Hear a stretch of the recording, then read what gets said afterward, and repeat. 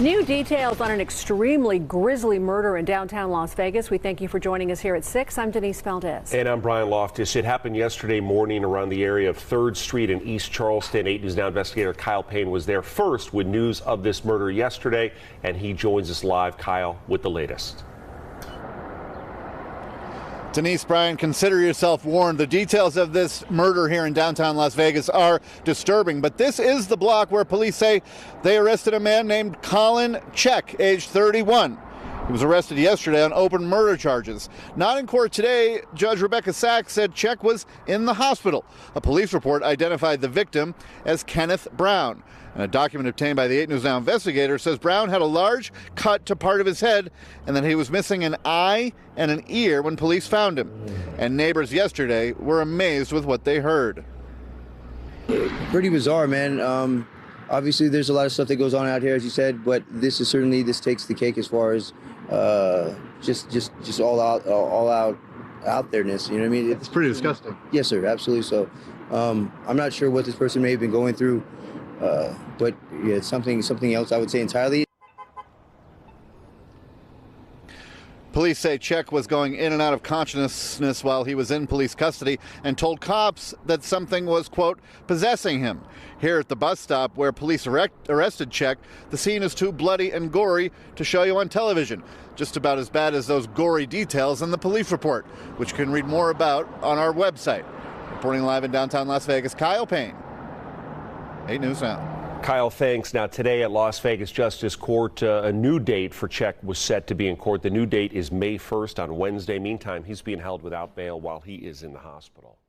At least 4 U.S. Marshals shot and killed while serving a warrant this morning in North Carolina. 5 other law enforcement officials also injured in the hours-long standoff.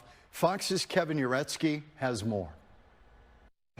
Tragedy unfolding in North Carolina on Monday after 3 law enforcement officers were shot and killed while serving a warrant at a home in Charlotte. Investigators say the officers were part of a U.S. Marshals task force. They were first shot at as they approached the property. Police returned fire, shooting and killing a man in the front yard. The same one officers were there for, wanted for felony firearm possession. We have confirmed that the individual that was set up that we were serving the warrant on was the individual who fired the initial shots. Then more gunfire from inside the home.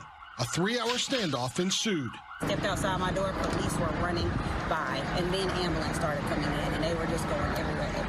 4 Charlotte Mecklenburg officers who responded were also shot while trying to rescue their wounded comrades. One currently hospitalized in critical condition. Another member of the task force also wounded during the shootout. We heard about over 100 gunshots. It sounded like World War III. Ultimately, a SWAT team arrived on scene, using an armored vehicle to crash into the home. Inside, a woman and a 17-year-old male were taken into custody. Police say a high-powered rifle was found inside that home. Law enforcement tonight grieving the lives that were lost. Today's an absolute tragic day for the city of Charlotte and for the profession of law enforcement.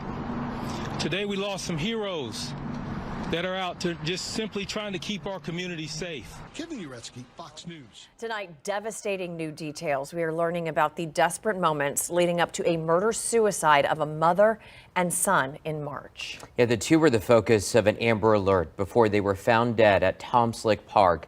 Investigators say 3-year-old Kaden Krieger was at the center of a custody battle. KENS 5 reporter Hannah Tita is in studio tonight with the new evidence released by the sheriff. Hannah?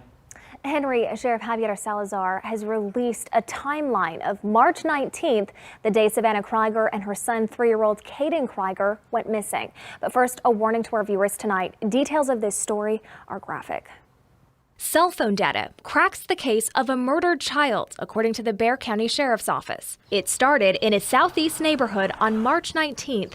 That's where investigators say just after 1, Savannah Krieger stopped by her ex-husband's house while he was at work and damaged various items of personal clothing, furniture items. Sheriff Javier Salazar says Savannah then drove to her own home in Alamo Ranch. We know is that there were some wedding dresses that seemed to have been laid out. We believe that she fired 2 shots into her wedding portraits. After that, surveillance video shows Savannah picking up her son Kaden from daycare at about 2:30, detectives say. At 3:19, Salazar says Savannah sent one last text message to her ex that read, "Say goodbye to your son." On her phone, they reportedly found a 21-second recording. She and Caden appear to be already seated at the drainage ditch where their bodies would eventually be found. Savannah instructs Caden to say bye to Daddy. Salazar says a handgun was found next to their bodies. He tells us the shell casings match the ones in Savannah's home. And we will never know the complete picture. The CEO of Family Violence Prevention Services says children are most often victims of violence. And the community's attention should go now to those members of the family that are left with no real answers. And Marta Prada Pelaez, who you just saw there, says these horrific cases highlight the need for a crisis nursery in San Antonio. If you or someone you know needs help, please call the Family Violence Prevention Hotline at 1-800-799-72. In anguish tonight after 3 of her children were allegedly killed by her ex-husband, their former stepfather, before he turned the gun on himself. Now the family is mourning the young lives taken so tragically and shockingly. Atlanta News First, Carly Barnett is live at Lucky Shoals Park in Tucker, where those 4 bodies were discovered early this morning. Carly, this is a hard story to talk about.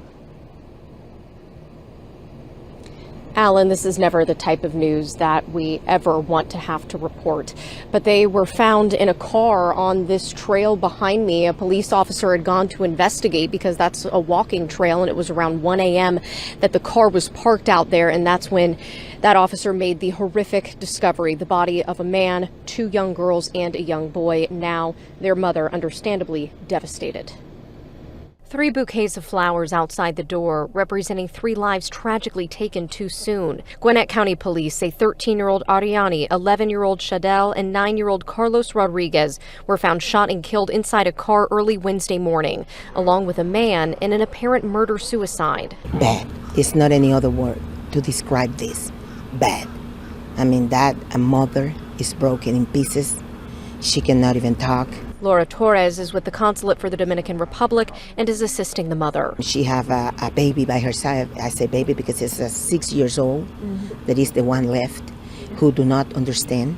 But she cannot even right now do anything for him because she don't understand what's going on. Torres says the suspected shooter is the mother's ex-husband and the former stepfather of the 3 children. He was the biological father of their 6-year-old child. She says the 6-year-old fell off his bike Tuesday and was taken to the hospital with a minor injury.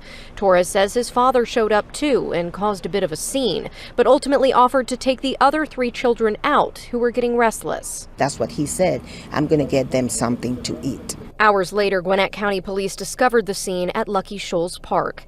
As police investigate and try to at least bring some conclusion to the families who may be involved. A broken family will now have to navigate how to move forward.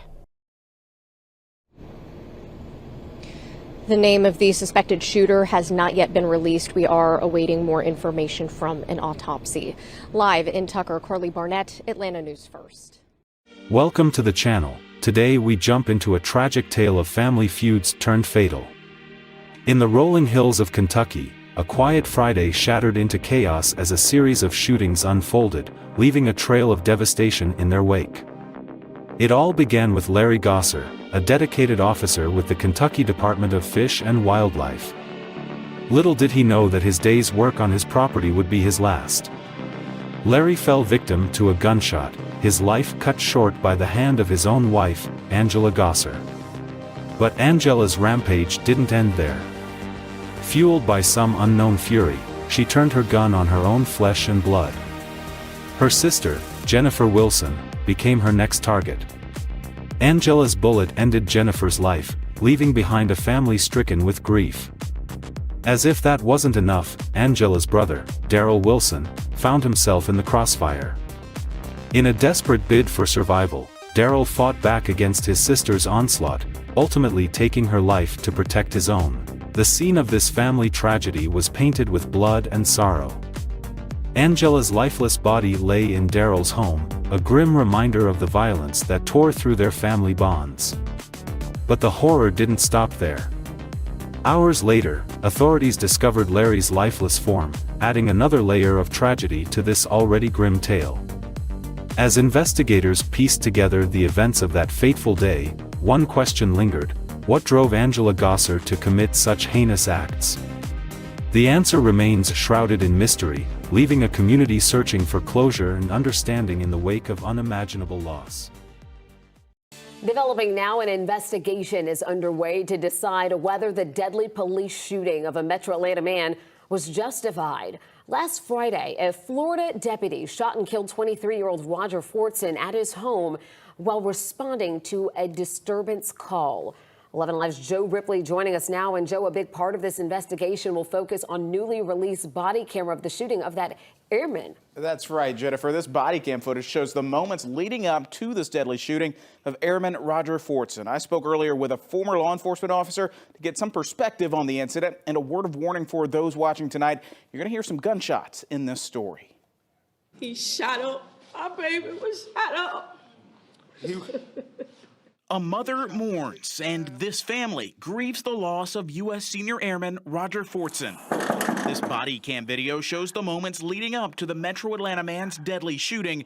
You can see and hear an Okaloosa County, Florida deputy knocking on Fortson's door, responding to a disturbance call. Let's open the door. The deputy announces himself twice. The door opens. The deputy says, "Step back," and within seconds, 6 shots ring out. Sheriff Eric Aiden says Fortson knew law enforcement was at the door when he answered, armed with a gun pointed down. And then it comes down to what was the officer reasonable in that shooting. Former law enforcement officer turned criminal attorney Mike Pugliese says the officer was likely processing real-time information within fractions of a second. I did not see any threatening mannerisms on his part at all. He didn't, wasn't waving his hands around. He wasn't yelling profanities like, "Get the blankety blank out of here." Nothing threatening I saw. Pugliese says there are a lot of unknowns in this case. Body cam shows the deputy speaking with someone who says there had been previous calls to the apartment, and Fortson was speaking to his girlfriend just before the shooting. Training is everything, but how do you train for this type of situation? This is one of those unique situations where it's tough. It's really a tough call. The Florida Department of Law Enforcement will investigate whether the shooting was justified. Then the state attorney's office will conduct its own investigation. We are confident in our state's agencies' abilities to investigate the facts, no matter where they may lead. And we are prepared to take action that is required to best serve our residents, the military community, and our visitors. The Okaloosa County Sheriff says he's seen comments claiming the deputy went to the wrong apartment and burst through the door, but he says the body cam video shows those statements are false. You can watch the full body cam video right now. Just head to 11alive.com. All right, Joe, thanks a lot.